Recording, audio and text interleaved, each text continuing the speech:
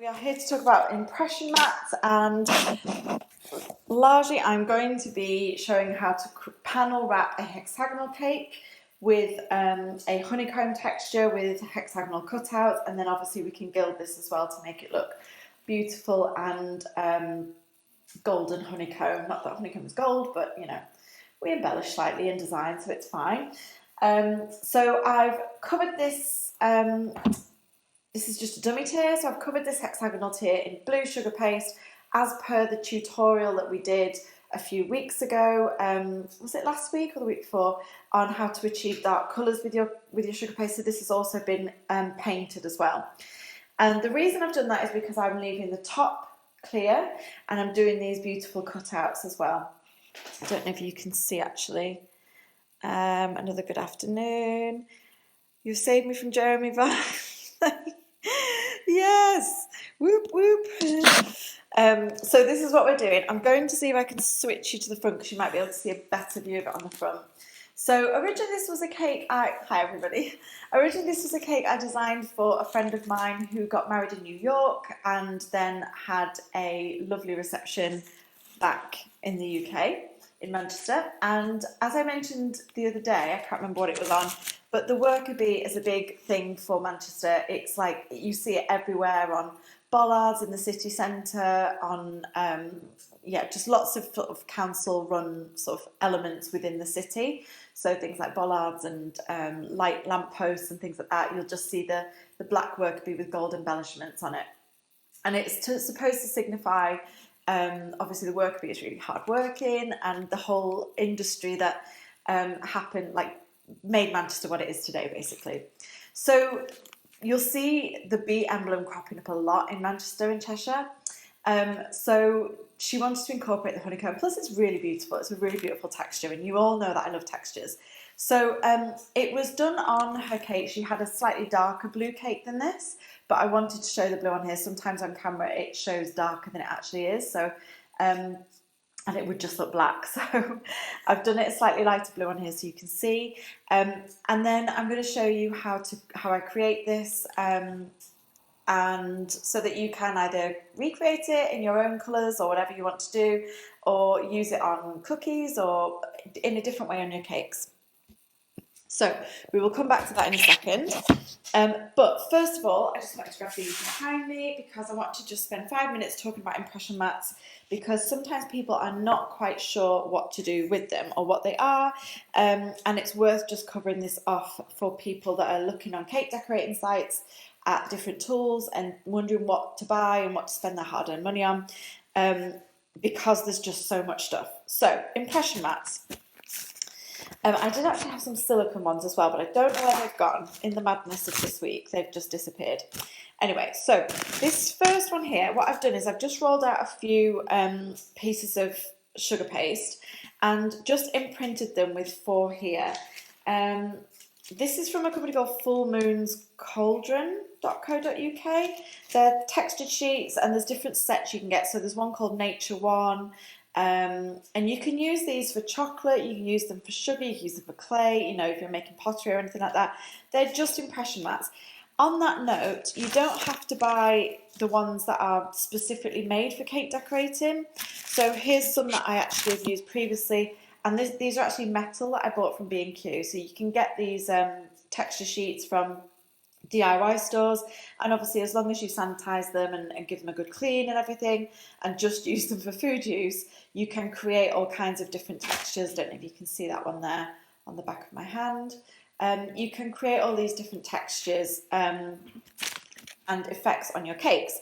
Now, some of them are quite subtle, especially if you're doing them on white, but that might be exactly what's right for you. So I'll show you this one here. This is like a scalloped fan. But what does happen is, as soon as you put any colour or lustre on these, it really, really does pick out the colour. Pick out the texture, sorry. So if I just nearly put some glue in there, I don't want glue.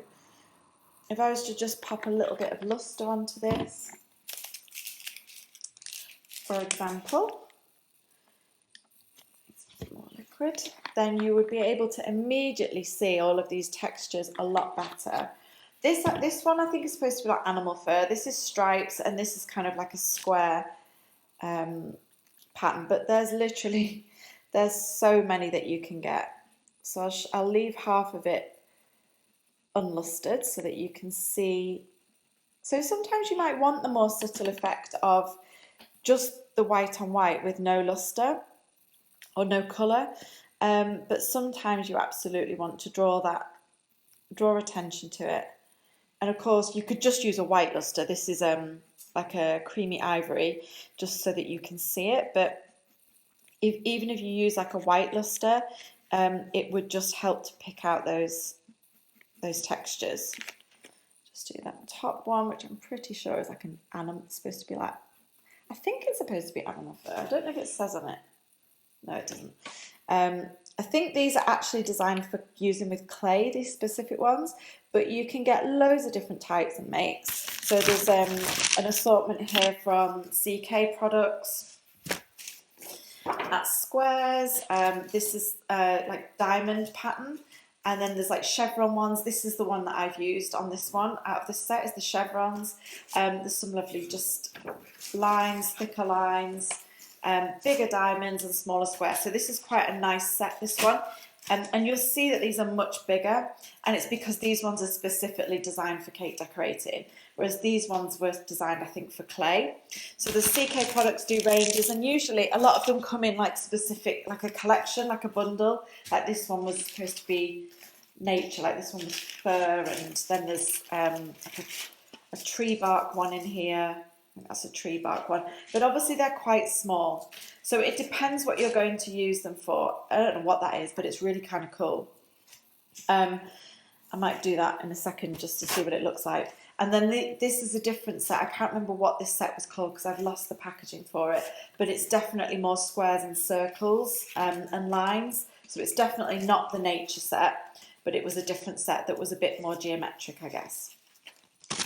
But hopefully, if I hold this up, you'll be able to see immediately the difference between the lustered side and the non-lustered side. The texture is very much there on all of them. I'll hold it this way. But obviously the luster definitely brings out that detail. So it just depends whether you want that more subtle detail that's only visible when you get really close up to the cake, or whether you want something that actually shows the relief that you've imprinted from a bit further away. So there are loads you can get hold of online, so please be inventive, and obviously if you want something a little bit different to perhaps what everyone else has used, so like the normal cake decorating ones, don't be frightened to have a wander around the aisles in your local DIY store and have a look there and see what you can get your hands on that may work. Obviously only use it for cake decorating and make sure it's had a good clean and sanitise first. This is another one, so the PME brand. This was £2.50, so they are quite affordable. This was a tree bark one that's a bit bigger, obviously, than these little ones that I had here. So this was the other tree bark one. So this is the texture is a bit wider spread. It's the detailing is bigger overall. This is a lot closer. The detailing here is a lot closer knit. So these ones might be fine for like panelling, or if you're doing cookies or anything like that. Whereas these ones are great for doing bigger areas of sugar paste. Let me just have a quick look, see if anyone's putting any comments on. I don't think. Hi Lane, hi Rosa. Rosa, yours was the comment I couldn't see when I was just looking through Switcher Studio. Hi Kelly, hi Rachel. Oh, thanks guys for coming on. So this is quite a good tree bark one. It's really commonly used, but there are loads of other brands out there. So please, they're not hugely expensive, and it's a really good way of incorporating texture into your cakes. The one we're going to be using today is this Honeycomb one, which I think, pretty sure is a PME one as well. So it's only a few quid, I think, pretty sure. I've had it quite a while. It's a decent size, so we like that. And obviously because I'm going to be panelling, whilst I mentioned that these ones you could use for panelling as well, please be mindful of the size of cake that you're panelling, because obviously if your cakes are quite a size, then these might be too small for them, if that makes sense. They might, your cakes might be taller than the actual texture mat. So please always bear that in mind when you're buying your texture mats. Fun, then buy away, but with the aim of actually using them on a specific cake that you know the size and dimensions of, just check before you buy that it's going to do the job for that specific cake. Okay, now I'm just using sugar paste for this, so I'm using Mastrino. Now this works great for me on this because it's quite, as I mentioned before, the massa is quite firm. I don't want it to stretch and distort as I'm handling it on and off the cake, or off the mat and onto the cake. So for me this works well, but obviously if you're using different brands, again you'll have to try out what works well for you. And if your usual brand of sugar paste is a little bit stretchy, it may well distort and pull, and it will pull when it comes out of the texture mat, and it will distort the shaping. So if you've got a very sort of clear shaping that you're trying to create, then make sure that your sugar paste is not going to sort of pull when it comes out of the texture mat. If you are finding that it's a bit stretchy, particularly if you've added colour into your sugar paste, make sure it's had overnight to firm back up again. You can always add a little bit of Tylose, or you can add some flour paste into there.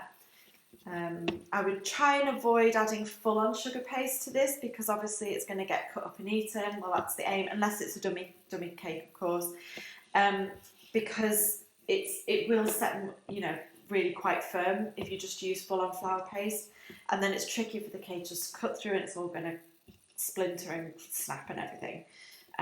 But you can add some in if your sugar paste is a little bit stretchy. So I'm creating panels off the cake and then sticking them onto the cake for this technique. But obviously if you're covering boards and cakes and you want the texture all the way around, like a round cake that's not as easy to sort of panel, you can still panel your round cake. So obviously you would cover the top and then you would do a long stretch, impression mat it, cut it exactly to the size, and then wrap it up around a rolling pin, being really careful not to squash any of the detailing you've just put into it. So you can still use this technique on a round cake as well, but it just works. I find it works really well on hexagonal and square cakes because as well as sort of getting those angles nice on the corners, it also sort of hides if you're a bit worried about, because I know people, I love covering square and hexagonal tiers, but I know a lot of people don't enjoy it and they struggle with it a little bit. So if you're worried about the finish, if you've got clients asking for hexagonal or square cakes and you're a bit worried about the finish of them, like the quality of those corners and stuff, incorporating some kind of panel wrapping over it is a really sort of good way of covering things up that you might be worried about and otherwise sort of unhappy with. So I'm going to roll this out to a size that fits with my project, and I'm going to try and get a full, I'm going to do a full mat. Just going to grab a little acupuncture needle because I've got a few little bits in there. I'm going to try and get a full mat, and then I'm going to try and get 2 panels cut out from 1 mat's worth. Now that's not always going to necessarily work for the size of cake you've got, but obviously from the dimensions it's just worth sort of working out what you're going to get and making sure that you've rolled out far enough, and it's actually quite a blunt acupuncture needle, that you've rolled out sort of tall enough and wide enough, I've got a load of bits of it, to actually get what you want from it. So I like working with 2 sections at a time because that on this design that's pretty much 1 impression mat's worth. But like I say, if you were wanting to do this with, because you can do it obviously section by section because of the size of the hexagon, if you were wanting to do this on a round cake, you would just roll this into 1 long piece, press the impression mat down continuously, making a continuous sort of stretch, being careful of your joins, and then cut and panel. Okay, so I'm just going to pop a tiny little bit so that it doesn't stick so much when we are trying to get it out. Okay.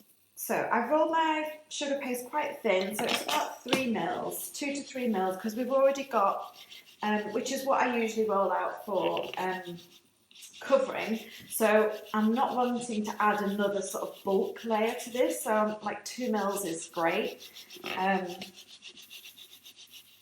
You know, you're not trying to cover the cake itself, we're just adding extra panels on.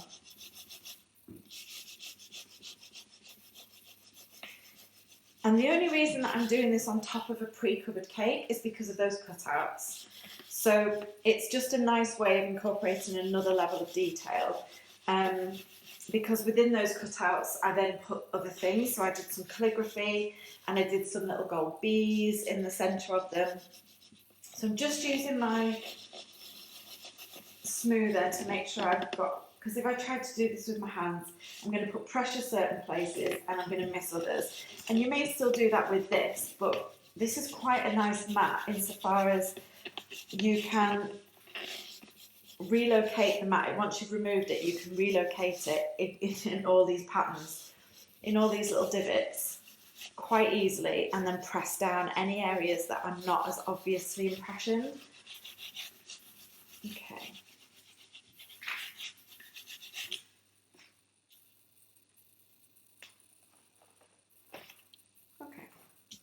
So this bit here isn't as obviously impressioned, so what I'm going to do is just find out, you'll find the holes quite easily in this, and I'm just going to go back into that area and press down a little bit more. There we go. That bottom right corner I could do with a little bit as well, so I'm going to go back in and just do that because we're pretty much going to be using all of this length to do 2 panels. Okay, so the next thing I'm going to do is just pop this back in but raised up 1 layer, because this is then going to, so I'm going to use a pizza wheel to just cut along the very bottom.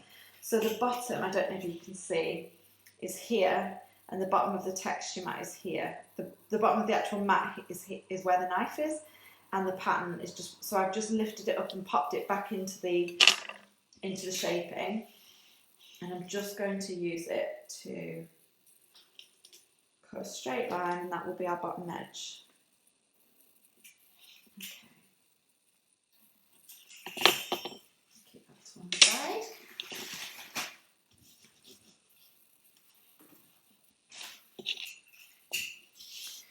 Okay, and of course, if you wanted to keep going, you could make a longer length. You know, if one didn't give you quite 2 panels, and you needed a bit more, you could add a little bit more on there. So you could add another section on there by just lining it up like that and pressing down again.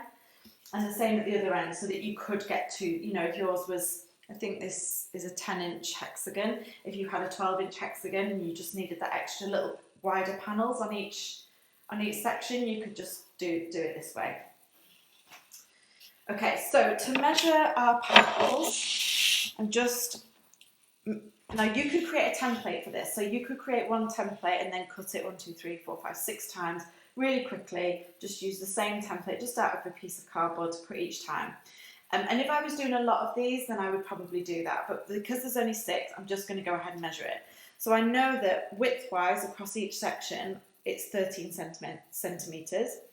And height-wise, it's just over 13 because I also have a baseboard under there. So it's 13.2, okay? So width-wise, say for example we do a cut slightly in, like that. And then if we measure 13 width, but like I say, you could just create one template. So the 13 centimetres wide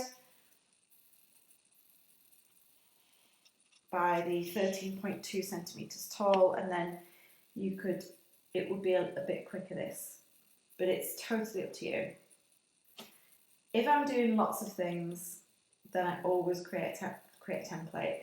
The other thing is that if you're paneling, ideally you want all your panels the same width of sugar paste. So if your panels are big enough, are small enough to go through a pasta roller, the panels that you're trying to make, then please feel free to use a pasta roller to get all your sections evenly, like an even thickness.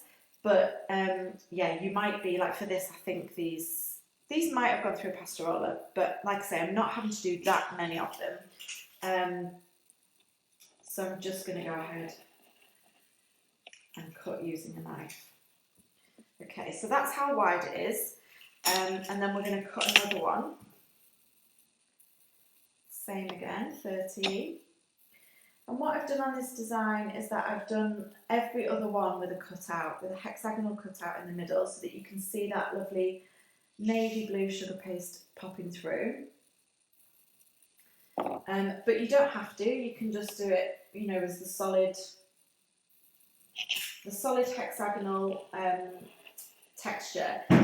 What? Did you hear that? A pigeon just flew into the window. Just going to go and check on it.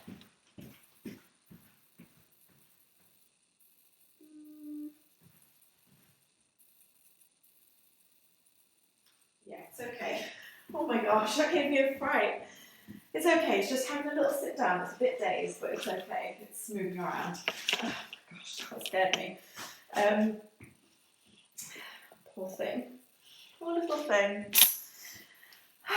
Anyway, just catch my breath after that. Panic over. I'll keep checking on it. Oh no, it's fine. If I could show you this now, it's actually at the window. We've got like some steps coming up to the sliding doors at the back. Oh my gosh, there's now a cat. I'm just going to have to intervene slightly. Sorry for the drama.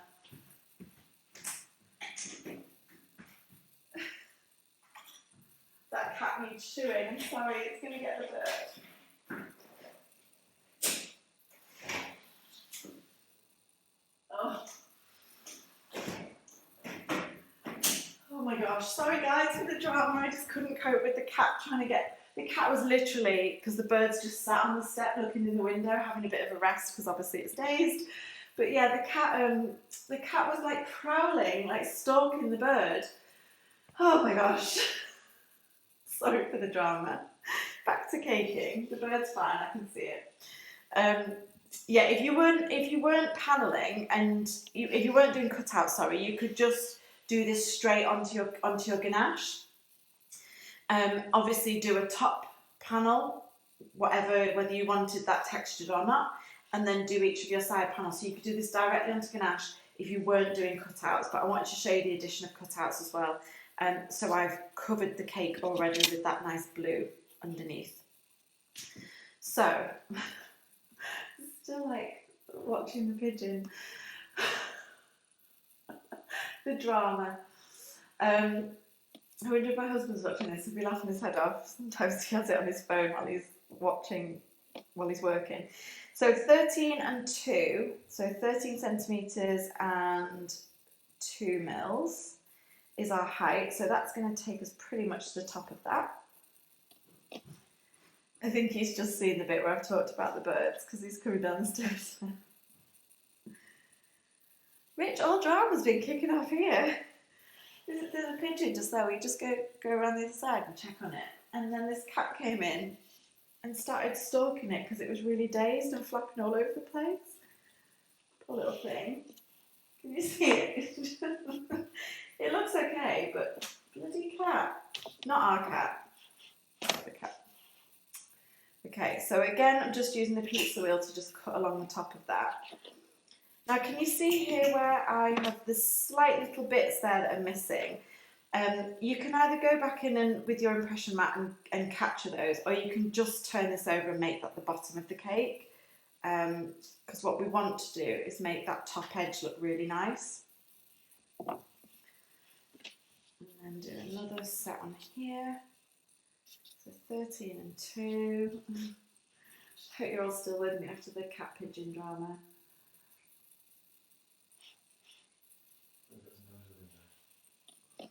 Yeah, Richard's just bothered about the window. I'm like trying to save a bird here.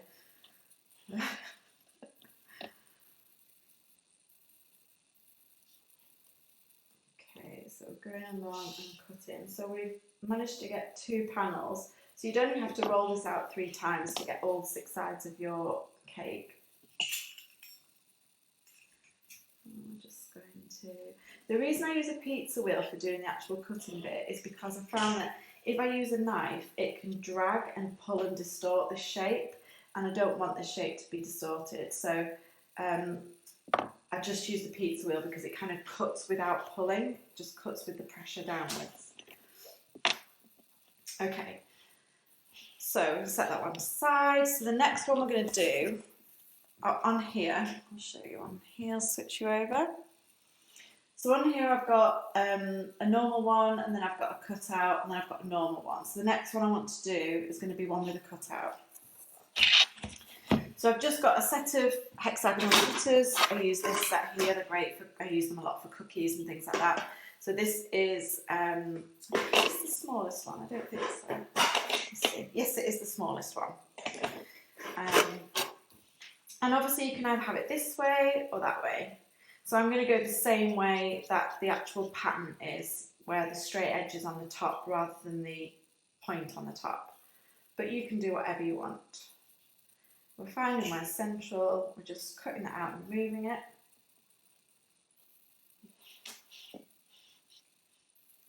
And then remembering which way is up and which way is across. I'm just going to flip that over. And when we're handling these, if your sugar paste isn't as firm as this one is, which is massa, then you might start pulling and stretching this, so just be mindful of that. And we're not wanting to put a huge amount of water on, so I'm not using edible glue. You can if you wanted to, but I'm just using some cool boiled water. And I'm not putting it right to the edges at this side because I want to be able to, if I get it slightly in the wrong place, I want to be able to peel it off again. So I'm not putting it anywhere close to this cut edge, so I don't want any water seeping out through here. I don't want any water seeping out through the edges.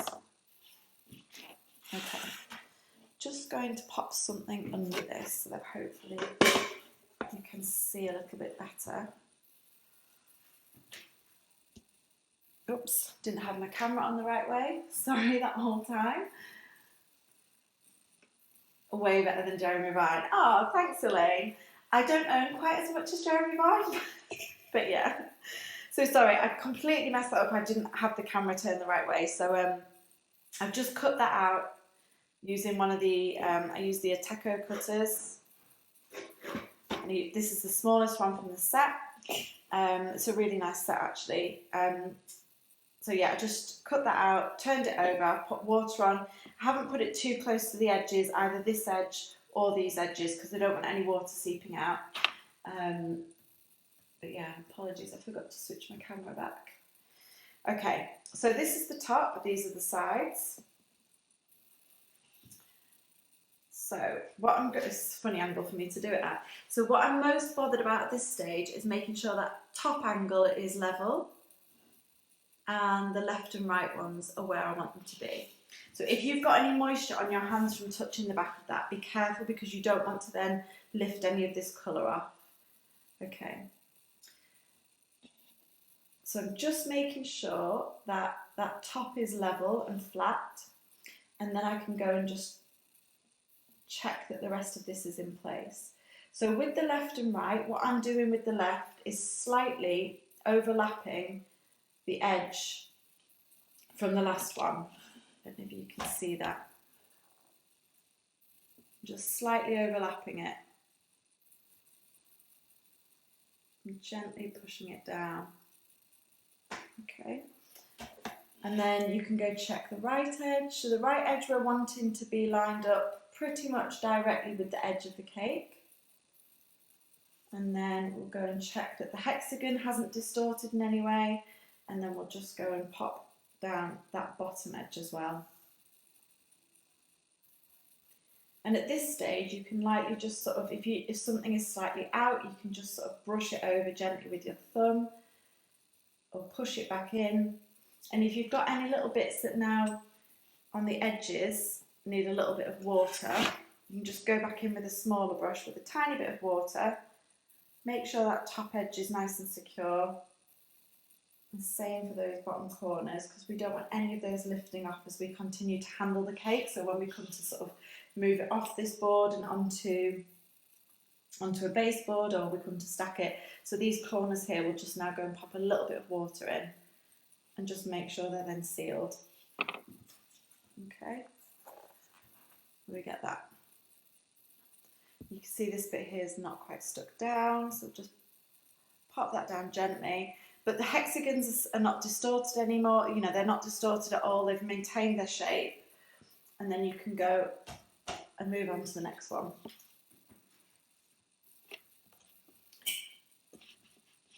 So again, with water, not quite to the sides.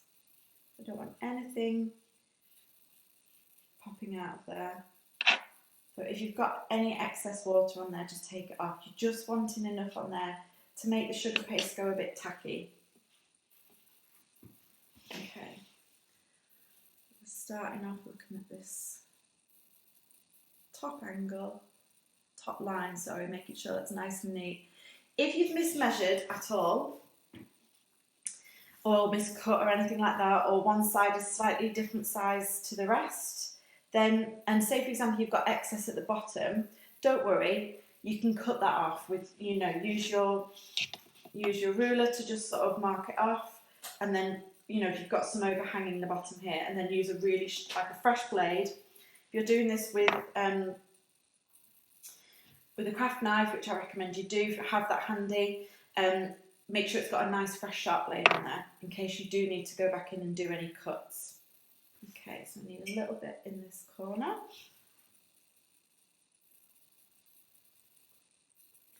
Just to finish those off.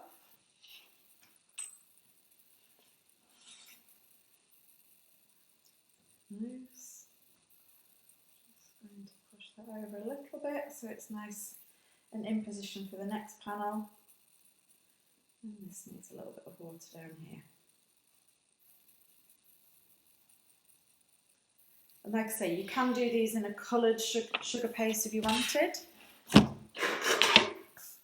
you don't have to. Because I just then paint this gold. So it depends what you're going to do with it. So if you wanted it not golden and you just wanted it more like actual honeycomb, then you could obviously do a yellow and then go in and put some different dusts on and lustres on if you wanted, rather than having it all as gold, but it's entirely up to you. So our last one is one with a cutout, I think. Yep. I'm just going to create one now, that cutout, and obviously with the cutout you can do whatever shape you want, but you can also then include whatever you want inside that detail, or you could just leave it as that if you wanted. It really is up to you, but it's just a nice little detail that's super quick and easy to do. And I just have this mould here. Again, I just got that online. You can just search bee mould, I think. And there's like some nice little dragonflies and bees and ladybirds on there. And I just made one of those out for a couple of them and just let them go hard, and then just painted them gold.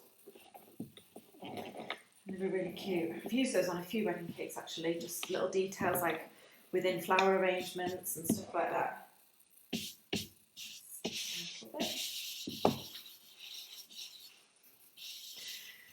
Keep imagining seeing that, finding that pigeon later.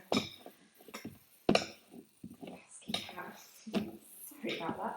It just, yeah, we've got cats and I love them, but that bloody cat, the look on its face, it was out for the kill, definitely.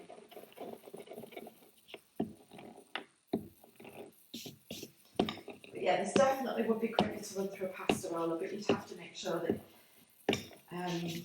the width of your roller is wide enough to take the panels that you're trying to create. Cut that off, so I only need one. Just one more.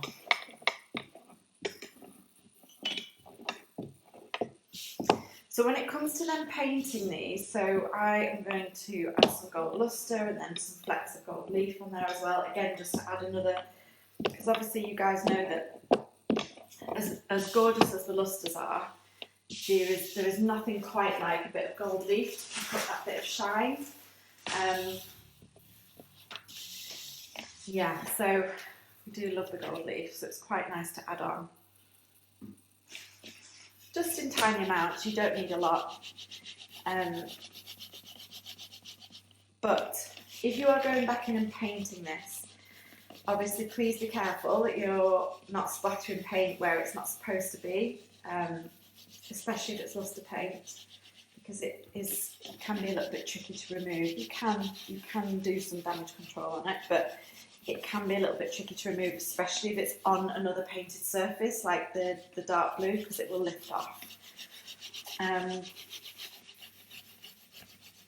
But try and leave this to firm up before you go back in with a paintbrush. Now I'll show you on 1 or 2 panels, but they're obviously still firming up. And what I'd usually do is leave it for a little while, ideally overnight, but you could do it like you could do this first thing in the morning, then paint it later in the day. But what you don't want to be doing is distorting this with the force of the brush, getting into all the little nooks and crannies. So yeah, you might want to just, well, you definitely want to leave it for a while. Okay, so pull there a little bit. Okay, so we're going to do 13 across, cut our base.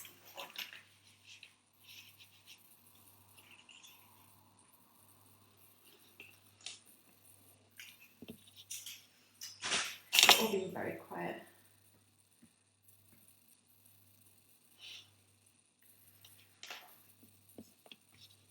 You have to let me know whether you guys have got this impression mat or whether you've used it before or like it. They are a good option because they, like I say, they're not expensive. So I'm sure lots of people have seen like the wood texture one, and you know, if you're doing that straight onto, a lot of the time they're done onto boards, and or like you know, the woodland weddings. That's, you see that a lot. But yeah, if you are put off by using them because you've seen them a lot, then you know, do consider going into like a DIY store or something like that and having a look at what you can get hold of to create a slightly different texture to perhaps what other cake decorators are using. And then you'll get, how did you do that? That's a secret. Courtesy of B&Q.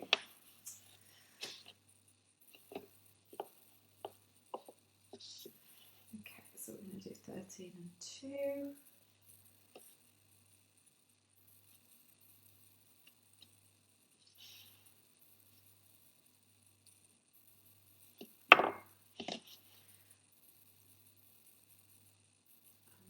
Should be our last panel.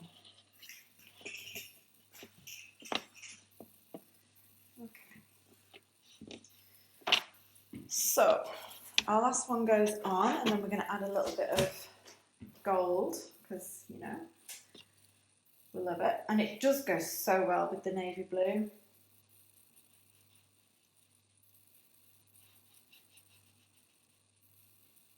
Okay, just taking that excess water off there, a little bit heavy-handed.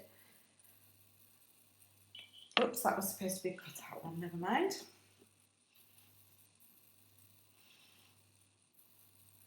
So we've got 2 cutouts basically, and the other one is not. 2 out of 3 ain't bad.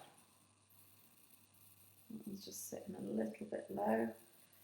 So I've just messed about with it a little bit too much, putting it on there, and it's just distorted it a little bit. So I'm just pushing it back. I've got water in my hands and my hands are sticky. I'm just going to stop a minute, get rid of that, and then it will be a lot easier to do. Definitely was too heavy-handed with the water on this one. I can feel it. It's really sticking as I'm trying to move it about. It's sticking to the sugar paste far too easily. It's fine, it just means you've got to pull it a little bit more, and that's where you risk distorting it a little bit. So on this last one, you know how we've been overlapping the one to the left and just slightly covering up that edge from the previous one? On this back one, we're just covering both. So try and make your last one the back, because you're going to cover the edges of both of the previous panels, the panel to the left and to the right. So if you're struggling, as usual, if your hands are being a bit too clumsy, then do get in there with your Dresden tool.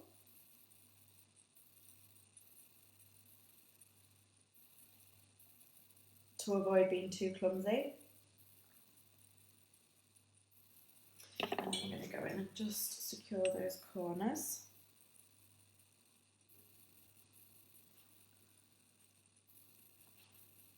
With a tiny bit of water, even though there's already quite a bit of water on this one. There's none on the very edges. Okay.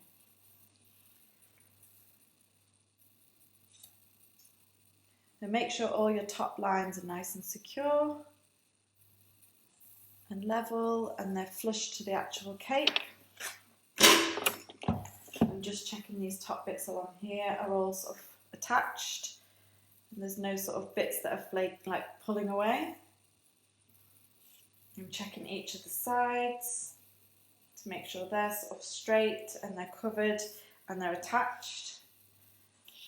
And obviously, if you continue to sort of touch this, while it's still setting up, you will risk sort of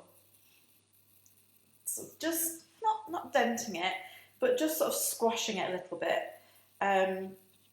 which will lose some of the definition on that pattern. Okay, I'm going to take it off here for a second.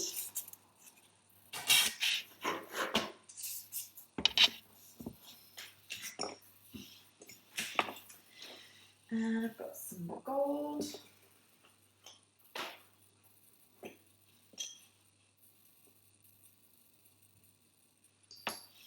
So just like the lustre tutorial we did, we're just adding some high percentage alcohol, clear alcohol.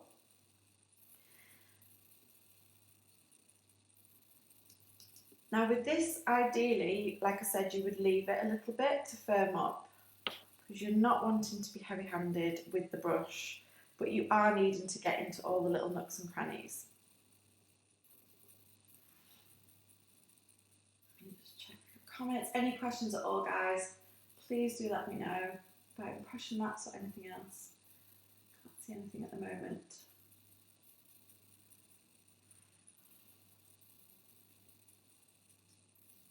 Okay.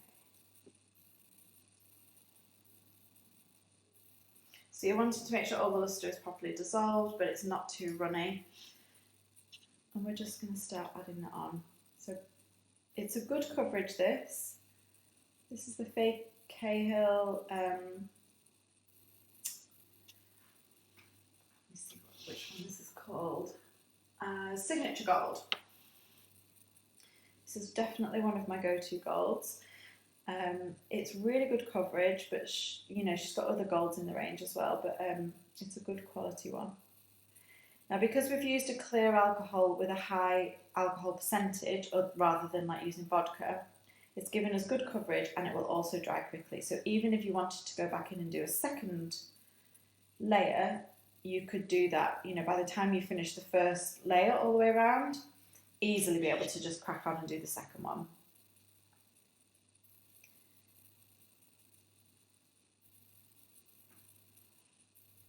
Now don't forget to do these very top edges.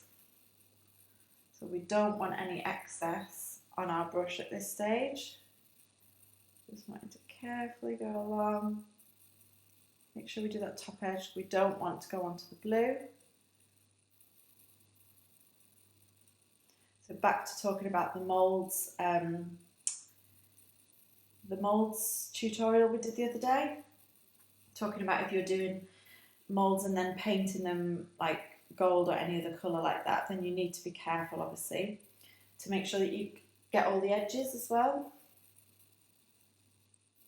which this isn't too bad because it's just rectangles, but obviously with some of the scrolls and the frilly bits on some of the silicone moulds, there's a lot more sort of intricate style to them, and a lot more nooks and crannies to get into, and you know, check from different angles that you've got everything, and just when you think you've done it, you look at it from a different angle, or you bend down to look at it and you're like, oh god, I haven't seen it from that angle. There's loads of stuff on there that I've not painted.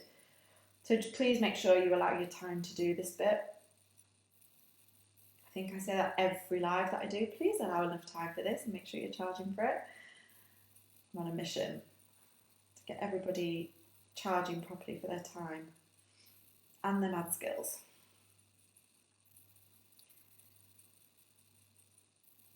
So you can see, even though we're painting this, it's actually quite a quick process compared to some of the textures, like if you looked at ruffles or something like that on the base of a tier. I know it's a completely different style, but in terms of some textures that you can do, this is actually a really, really quick and easy one.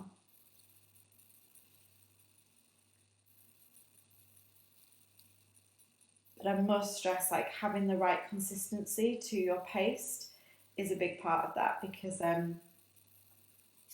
otherwise it will be stretching and distorting, and you'll keep sort of cutting panels and then trying to get them in your cake and then be like, oh my god, it looks rubbish now. It looked great when it was on the mat, and now it's on the cake, it's all stretched and mangled. So yeah, just be mindful of that. And if you're struggling, if you find that it's really stretching, make sure that it's not sticking to your impression mat, and make sure that if you need to add something to firm your sugar paste up a little bit, that you do that rather than trying to struggle on. So for these tiny, tiny bits inside the hexagon, I would just get a really small brush and just use the very tip to go along there. Now this is quite, I think this is, even though this is the signature gold, I think it's quite a coppery gold. Personally, just got a little bit on the blue there. Serves me right for trying to do things from funny angles.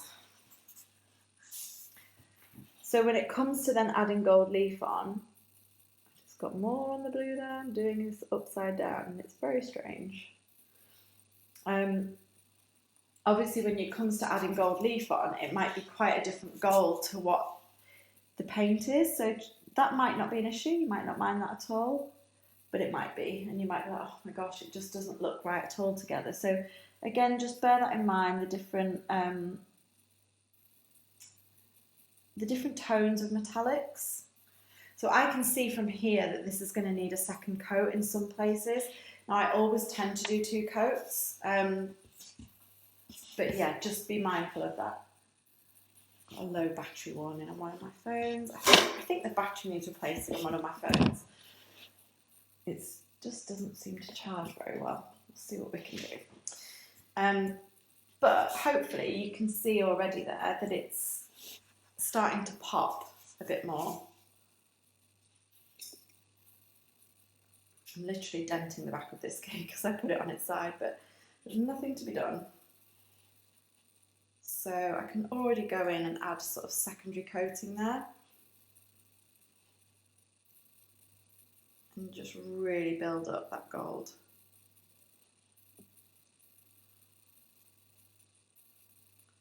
And be mindful of the fact, just like we did with the lustre tutorial, the longer that this gold sits in here, the more that the alcohol will evaporate off and the thicker the paint will become, which is fine, but as long as it doesn't become too thick, because then it will become like powdery, and you'll have lumps, which I'm on the verge of now.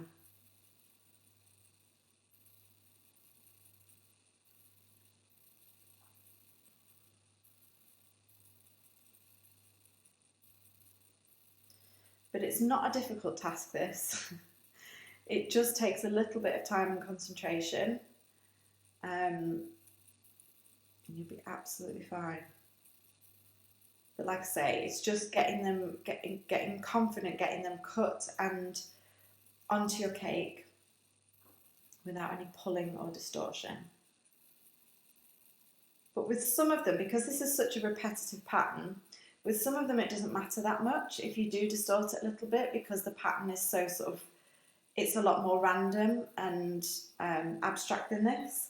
But because this is such a sort of repeating geometric pattern, keeping that as it is meant to be is quite key for this one. But if you can work with this one, you can work with any of them. Okay, so that's 2 coats pretty much. And then obviously you could go and pop a little bee in there, and again paint that gold, or you could gild it. If you wanted to add some gold leaf onto it, what I would do is just have a clean brush and just do it in sections. So what I would do is just pop it in a few little sections, rather than trying, well, you can cover the whole mat in it, of course, and just have this as gold leaf rather than painted gold. And if you're doing that, go watch the gold leaf tutorial that I did earlier in the year. But if you're wanting to just do touch to this, which is how this cake was originally done, then I would just go in with my lustre dust, put a little bit of lustre on in a section, and then immediately go and press some gold leaf onto it. And then just leave that till it dries, and then go and do another little section. So I'll show you now. Trying to do this with one hand because I'm holding the cake up as well. It's a little bit tricky, but it's fine. Let's see where we get to. Just need to grab a brush for my gold leaf.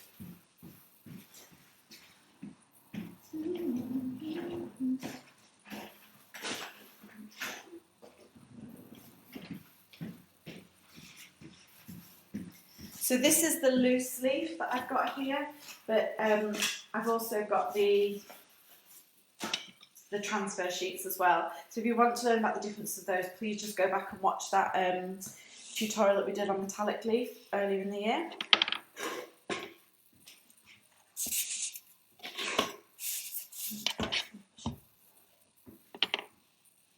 So I'm just getting a little bit of leaf ready. And you'll see it's a lot trickier to handle than the transfer sheets that I'll show you in a second. Hopefully you can still see that. So I would just add a little bit of that into there, and then immediately go on with the gold leaf. And just leave that to dry. And then once it's dry, you can lightly take any excess off.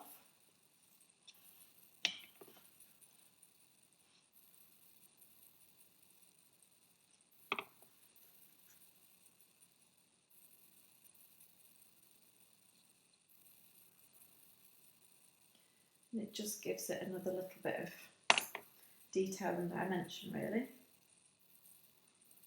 But like I say, if you didn't want to cover it with the lustre dust to begin with, you could just cover the whole thing with gold leaf if you wanted.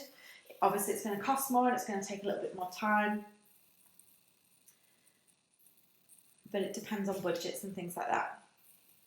But I would just leave that to set for a little bit, and then obviously go in with a brush and just take off any excess.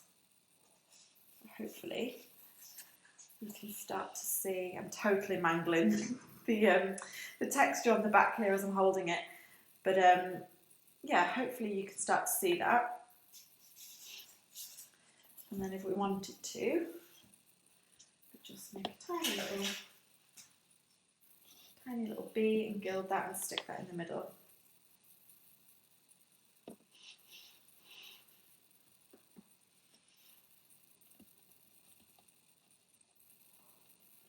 Again, just like with the moulds tutorial the other day, we're using our Dresden tool to poke the sugar paste into those little detailed bits. I've not used this mould in ages. I'd usually use flour paste for this one because it's a little bit tricky to get out. I feel that stretching, so I'm going to do it again.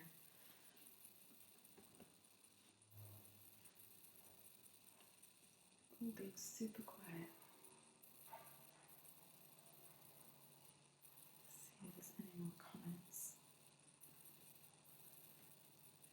Guys, have you got any questions, or what are you going to do with this cake? It's new spoken. It is not, no, it's just for demoing. I won't be doing anything with it, Elaine. I know I have just mangled the panel on the back with my hands as I've been holding it up to the camera because it really needs to set before you can handle it, because it is just sugar paste. But no, it's just for demoing. Sorry, can't see what you're doing. I'm so sorry, Jennifer. Hopefully it's okay now. It's difficult from these angles, I think, sometimes. Okay, there we go. So we've just got a little bee, so I'm going to stick some water on the back of that.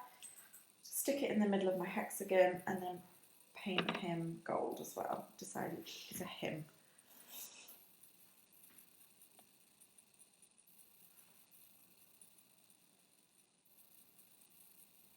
Pop him in there and then get our really fine brush to just take a little fibre on him. And then just gild him as well.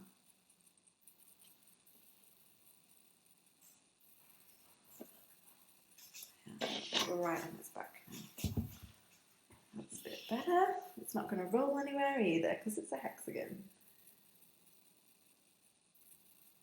Should have just done this to begin with. Next time. Next time I'll know.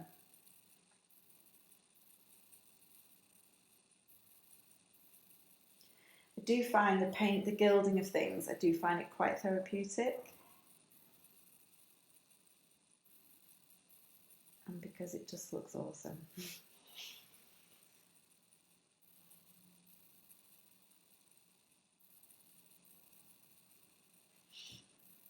So you do not need a lot of paint on your brush here. And if you don't have a steady hand, you can literally, so you can sort of find something to rest your painting hand on. So if that means popping like a tub of massa under your arm or something like that, under your elbow, then do that.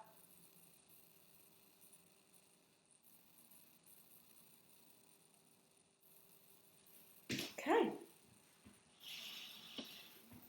It looks good from just about every angle other than this tiny little bit here. A little bit under his bottom. Okay.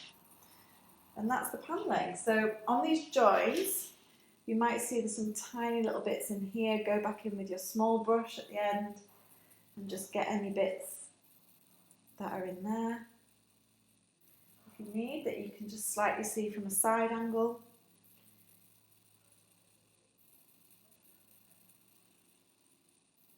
It's starting to get a bit thick now, that paint. And then obviously just continue round until you've got a fully gilded honeycomb tier. But it does work wonderfully well on the hexagonal shaped tiers, which do continue to be popular, I think. But yeah, hopefully you like that. It's such a quick and easy technique compared to some textures, like I've said. Let me know if you're going to try it. I would love to see some of you try using impression mats, whether they're this one or different ones, totally up to you. But if you have any questions about using them or any of the other techniques that we've used today, like paneling in general or gilding or anything like that, then please